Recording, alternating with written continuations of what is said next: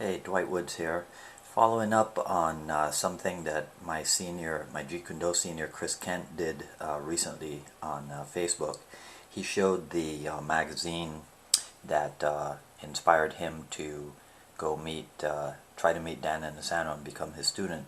And this Fight and Arts magazine from March 1976 was one of the many that had Bruce Lee on the cover, but inspired me 7 years later in 1983 to go out and meet with Dan Inosanto for the first time.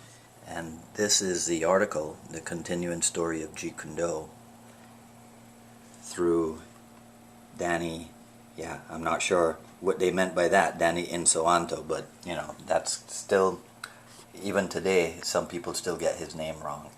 What's interesting is this comment: the majority of today's full contact fighters are at the point that we, JKD, were at in 1966. They are discovering that most of the techniques that are taught in the dojo are unrealistic for full contact because they are not practical. I think we could say that today a lot of MMA fighters are discovering stuff that Jeet Kune discovered decades ago also. And in this section, in the pictorial section, you see the infamous Chris Kent demoing with Sifu Dan for the technique sequences throughout the article.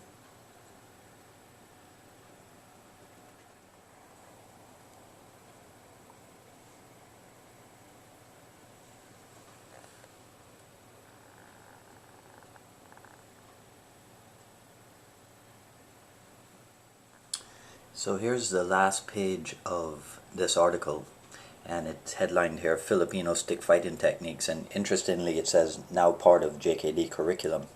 Now, I remember taking a look at this in 1976 and not at all being familiar with Filipino stick fighting, but in 1983 when I went out to CMAA at Irvine, California, Dan Inosanto was on the teaching roster as teaching Filipino Kali, but it didn't matter to me because I knew that he was Bruce Lee's chosen successor, and so whatever he was teaching was fine with me.